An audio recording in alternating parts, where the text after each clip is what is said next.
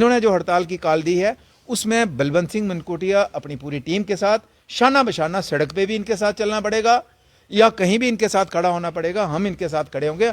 हम अपने ट्रांसपोर्टर्स को इस तरीके से सरकार के दबाव में आके गलत काम करने पे मजबूर नहीं होने देंगे। ये साफ और सीधे शब्दों में हम बताना चाहते हैं। जिस अधिकारी ने भी ऑर्डर निकाला है, जिसने भी किसी के तालमेल में आके जिसके प्रेशर में आके किसी से सेटिंग करके ये ऑर्डर निकाला है, क्यों जाएगा? मेरा उधमपुर डजंट मीन कि उधमपुर इज उधमपुर टाउन। उधमपुर पत्नीटॉप का उधमपुर है, पत्नीटॉप का टैक्सी वाला वहां जाएगा।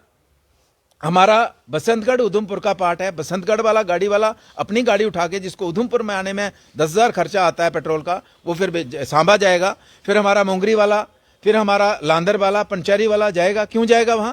किस लिए जाएगा? एक आदमी ने कोई उसकी ज्यादा अप्रोच होगी, उसने सेटिंग कर ली और पूरे हमारे ट्रांसपोर्टर्स को घुमाएगा।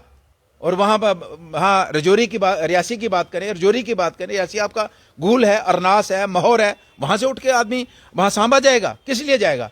तो इसलिए हम साफ और सीधे शब्दों में ये चेतावनी सरकार को देना चाहते हैं। चाहे केंद्र सरकार के किसी अधिकारी ने किसी के दबाव में आके ये ऑर्डर निकाला है, चाहे जम्मू कश्मीर सरकार ने उसमें अधिकारियों ने रोल प्ले किया है, उनको हम साफ और सीधे शब्दों में बताना चाहते हैं। हमारे ट्रांसपोर्टर्स ये बेचारे किस हालात में हैं? कभी किसी अधिकारी ने पूछा इनको जब चलान होता है आज की डेट में 50,000, 40,000, 10,000 से एक मेडोर का चलान जब होता है 10,000 का होता है। ओवरलोडिंग एक सवारी आपकी होती है, ओवरलोडिंग में आप 10,000 का चलान करते हो। आपके डंपर में अगर 2 किलो का अगर मटेरियल ज्यादा है, आप 40,000 का चलान करते हो। ये बेचारे लून लेके कोरोना में सारे क्रश हो गए, खत्म हो गए कोरोना में। उसके बाद अलग अलग प्रॉब्लम्स आती गई, फिर ये ऑपरेशन संदूर हुआ, ये बेचारे उठ ही नहीं पा रहे हैं। तो आप इनको बिल्कुल खत्म करना चाहते हैं।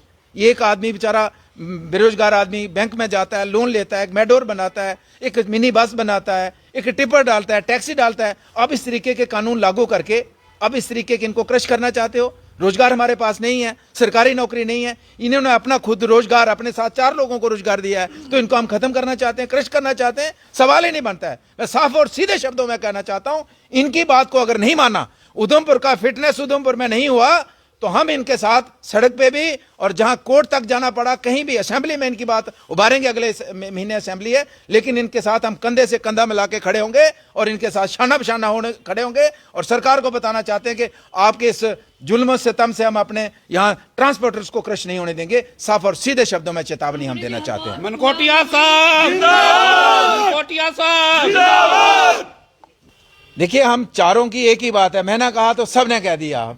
हम चारों एक ही ग्रुप है हमारा, चारों की एक ही बात है, वो भी साथ में है, कोई बिल्कुल पीछे नहीं है। कई बार होता है कि मैं आज अवेलेबल हूं, दूसरा विधायक हो सकता कहीं किसी इलाके में हो, किसी और काम से हो, लेकिन ऐसी कोई बात नहीं। हम चारों की एक ही सलाह और चारों के समर्थन इनके साथ है। तो अगर हम नहीं चाहते कि चक्का जाम हो, अगर चक्का जाम होगा तो सफर कौन करेगा? उधमपुर की गरीब जनता करेगी। 15 को स्कूल खुल रहे हैं, जो बच्चे मेटाडोर के बस से आते हैं वो सफर करेंगे। अफसरों के बच्चों के, बड़े बड़े लोगों के बच्चे तो सरकारी गाड़ी में चला जाएंगे। कई लोगों के पास प्राइवेट गाड़ी है, लेकिन जो गरीब तबका जो है वो पिस जाएगा।